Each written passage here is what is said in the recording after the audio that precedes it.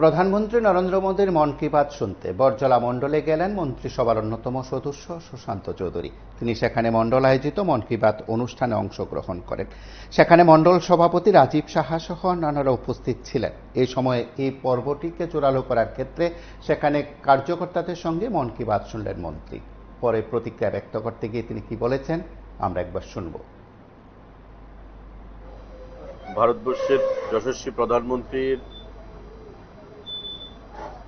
আহ্বানে ১২৫তম মন কি বাত অনুষ্ঠান আজ সমাপ্ত হয়েছে এবং সারা দেশের প্রতিটি বুথে, প্রতিটি রাজ্যে এই মন কি বাত অনুষ্ঠান ভারতীয় জনতা পার্টির কার্যকর্তাদের দ্বারা প্রতি মাসের শেষ রবিবার আমরা সকলে শ্রবণ করি।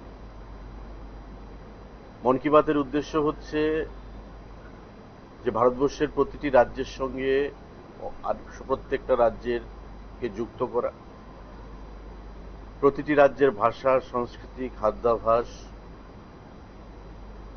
অন্য রাজ্যের জনগণকে জানানো এবং দেশের প্রতিনিয়ত যে কর্মকাণ্ডগুলো ভারতবর্ষের ভেতরে চলছে, ভারতবর্ষের বাইরে চলছে, ভারতবর্ষকে নিয়ে সেগুলো ভারতবর্ষের প্রতিটি বুথের কার্যকর্তাদেরকে, জনগণকে ওয়াকিবহাল করা।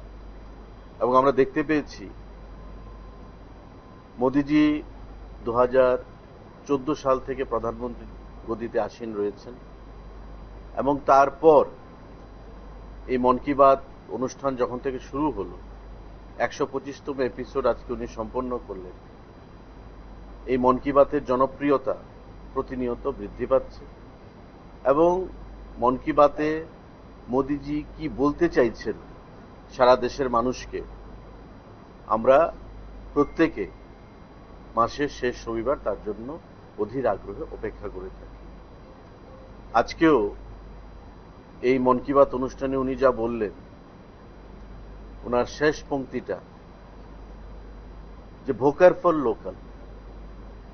গণেশ চতুর্থী চলছে, আমাদের বিভিন্ন উৎসব শুরু হয়ে গেছে জানেন, তারপরে আমাদের বিশ্বকর্মা পূজা, দুর্গা পূজা, লক্ষ্মী পূজা, দিওয়ালি, একের পর এক উৎসব আসবে।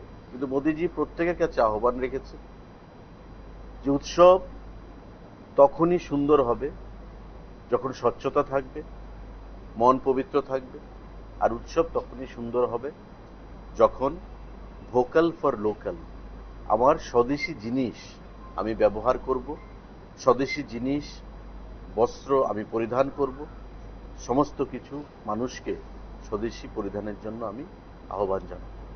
তখনই উৎসব আরো সুন্দর হবে, মনে শান্তি আসবে এবং বিকশিত ভারত ২০৪৭ সালের মধ্যে ভারতকে বিকশিত করার যে অঙ্গীকার উনি রেখেছেন, ওনার নেতৃত্বে দেশে আমরা কাজ করছি এবং আমাদের রাজ্যে আমাদের মুখ্যমন্ত্রীর নেতৃত্বে আমরা কাজ করছি ২০৪৭-এর মধ্যে বিকশিত ভারত তৈরি করার লক্ষ্যে, ত্রিপুরা তৈরি করার লক্ষ্যে।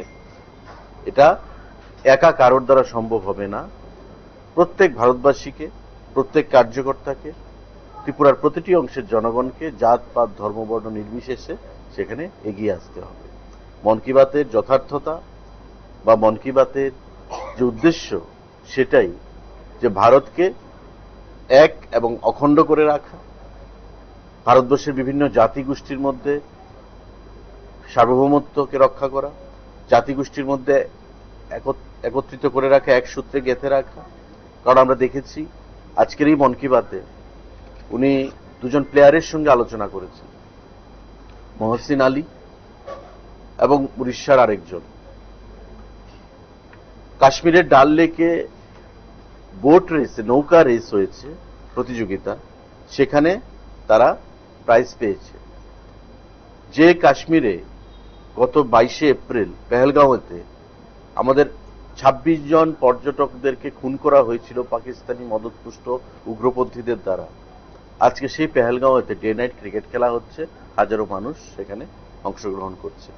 অর্থাৎ একটা জিনিস পরিষ্কার, একটা বার্তা পরিষ্কার, যে কাশ্মীরে পর্যটকদের আগমনকে বাধা প্রদানের জন্য, মানুষের রুজি রুটিতে আঘাত আনার জন্য পাকিস্তান মদতপুষ্ট উগ্রপন্থীরা সেখানে আক্রমণ চালিয়েছিল, ভারতবর্ষের সুইজারল্যান্ড যাকে বলা হয় ভূস্বর্গ কাশ্মীরকে ভারতবর্ষ থেকে আলাদা করার যে চক্রান্ত চলছিল, সেখানকার মানুষ, ভারতবর্ষের মানুষ সেগুলোকে বানচাল করে দিচ্ছে। আবার কাশ্মীরে পর্যটকরা ফিরে যাচ্ছে। এই যে ভারতবর্ষের একটা বার্তা জনগণের, যে উগ্রপন্থী দিয়ে, উগ্রপন্থা দিয়ে মানুষকে খুন করে কোনো অবস্থাতেই ভারতকে দমিয়ে রাখা যাবে না। এক ভারত, অখণ্ড ভারত আমরা তৈরি করব মোদিজির নেতৃত্বে, বিকশিত ভারত আমরা তৈরি করব মোদিজির নেতৃত্বে। এবং অপারেশন সিন্দুর, পেহেলগাঁওয়ের আক্রমণের পরবর্তী সময়ে যে সংগঠিত হয়েছিল, সেটা সেই বার্তা প্রদান করেছে মোদিজির নেতৃত্বে। যে অপারেশন সিন্দুর, মোদিজি বলেছেন যে আমি আমার মায়েদের, স্বামীদের ফিরিয়ে দিতে পারবো না, কিন্তু আগামী দিনে যাতে উগ্রপন্থার দ্বারা, উগ্রপন্থীদের দ্বারা কোনো মায়ের সিঁদুর মুছে না যেতে হয়, আমি তার জন্য অপারেশন সিন্দুর আমি সংগঠিত করেছি পাকিস্তানের জঙ্গি ঘাঁটিগুলোকে গুড়িয়ে দিয়ে। তো অপারেশন সিন্দুর আপাতত বন্ধ হয়ে রয়েছে, কিন্তু অপারেশন সিন্দুর শেষ হয়ে যায়নি, মোদিজি সেটা বলেছেন। প্রয়োজনে ভারতবর্ষ, ভারতীয় সেনা আরো বড় পদক্ষেপ গ্রহণ করে উগ্রপন্থীর বিরুদ্ধে, পাকিস্তানের বিরুদ্ধে সেখানে দেশকে জাগ্রত করতে চেয়েছেন আমাদের প্রধানমন্ত্রী মোদিজি। আজকে ভারত এক, ভারত অখণ্ড। আমরা কাজ করছি বিকশিত ভারতের জন্য, আমরা কাজ করছি ভারতকে বিশ্বগুরু তৈরি করার জন্য মোদিজির নেতৃত্বে, এবং আমরা কাজ করছি ত্রিপুরা রাজ্যকে এক ত্রিপুরা, শ্রেষ্ঠ ত্রিপুরা করার লক্ষ্যে আমাদের সরকারের নেতৃত্বে। আজকে এই বরজলা মণ্ডলে 11 নং বুথে মোদিজির 125তম যে মন কি বাত অনুষ্ঠান, আমাকে এখানে দায়িত্ব দেওয়া হয়েছে। আপনারা দেখতে পাচ্ছেন মায়েরা ভারী মাত্রা এখানে উপস্থিত আছেন।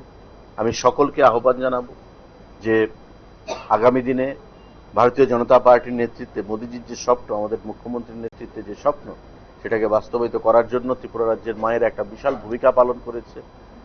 আছেন আমাদের মন্ডল সভাপতি রাজীব সাহা মহোদয় এবং অন্যান্য আমাদের মন্ডলের, আমাদের বুথের কার্যকর্তাগণ, নেতৃত্বগণ, সবাইকে আমি আহ্বান জানাবো যে আগামী দিনে জাত পাত ধর্ম বর্ণ নির্বিশেষে মোদিজির মন কি বাতের যে প্রতিটি বিষয়বস্তু, সেগুলো সারা দেশ থেকে সেগুলোকে বাছাই করা হয়, এবং আধ ঘন্টার এই মন কি বাত অনুষ্ঠানে উনি চেষ্টা করেন যাতে ত্রিপুরা বলুন, মিজোরাম বলুন, অরুণাচল বলুন, মধ্যপ্রদেশ বলুন, কাশ্মীর বলুন, ভারতবর্ষের যে কোনো প্রদেশকে ভারতবর্ষের অন্য প্রদেশের সঙ্গে যুক্ত করার।